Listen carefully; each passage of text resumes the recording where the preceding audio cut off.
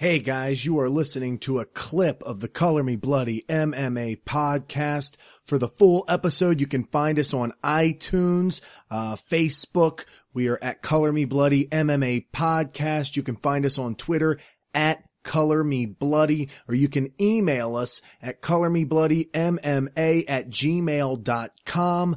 This right here is an interview with Alex Caceres, also known as Bruce Leeroy. This is just a few-minute clip out of a 30-minute interview, and you can find the full interview on our site. So check it out and enjoy. Winning 4 straight. However, one of your fights was overturned because you were using quote-unquote performance-enhancing drugs, also known as marijuana. I read you've since quit smoking, but what is your opinion? Knowing a guy can take testosterone replacement therapy and win a fight that way, while you've had a win taken away from something arguably not related at all to fighting. Well, I also got a win taken away from me for alleged low blows. Yes, yeah. To Figueroa, which, I can attribute for one of them solidly, like where I can admit that the other ones were very kind of iffy. Yeah. But, what can I do? I got a first ever 2-point deduction in fighting history, I guess.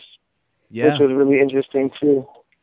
So, but other than that, the marijuana thing, no man, it's definitely not a performance enhancer. And if you want to call it a performance enhancer, then I would have to have smoked, then fought on that same day. Yeah.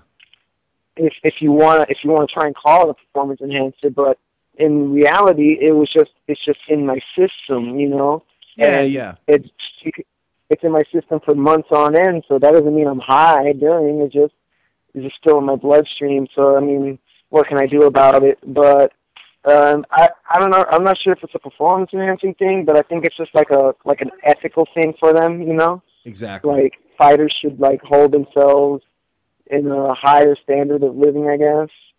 Mm-hmm. Some type of stuff, But then again, I really don't see anything wrong with it. But I mean, only because society sees something wrong with it. Well, not society, and in fact, just the government sees something wrong with it because they can't really make money off of it. Yeah, yeah. So it becomes a problem for them, I mean, it has no negative side effects. Actually, it's used a lot in medicine and treatments of cancers and post-traumatic stress. And I mean, there's so many uses for it. Uses for clothes, materials, fibers, and stuff like that. And it's very, it's one of those things that it has a variety of uses and whatnot. But then again, like I said, they're not really making money off of it, so it's deemed legal. And to me, it's kind of like bogus because when can someone come around and start making plants illegal, and when they've been there before you? But whatever. Yeah.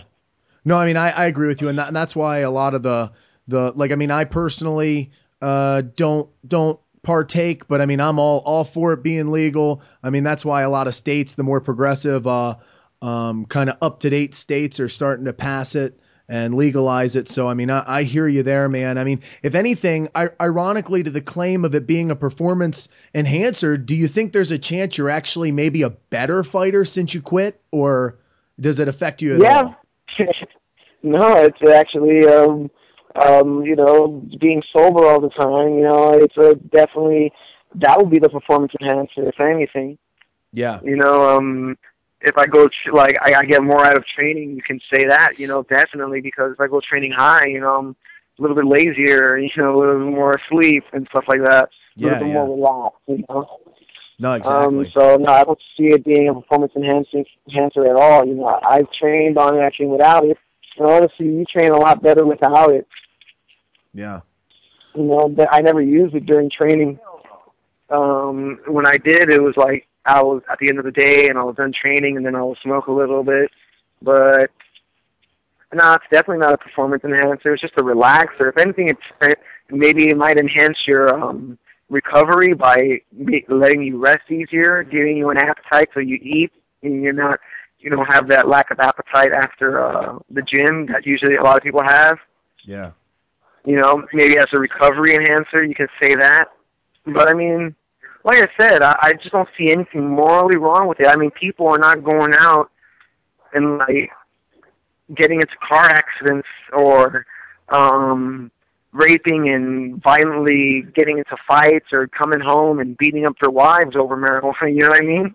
Yeah. If anything, it just calms everybody down. You know, I mean, which a lot of people need nowadays. I mean, people go out and drink and then get into car accidents, come home, beat their wife and kids. You hear all this stuff, and alcoholic abusers give you liver cancer, you know, and yet this thing has no negative medical attributes, yet it's still illegal. But they will let you take the stuff that kills you. Yeah. No, I mean, you're right. I think there's even, I don't know if, I don't want to say this for a fact. It might have been John Jones. Somebody had a DUI recently in the UFC. So, I mean, yeah, no, you're right about the I guess the hypocrisy with it.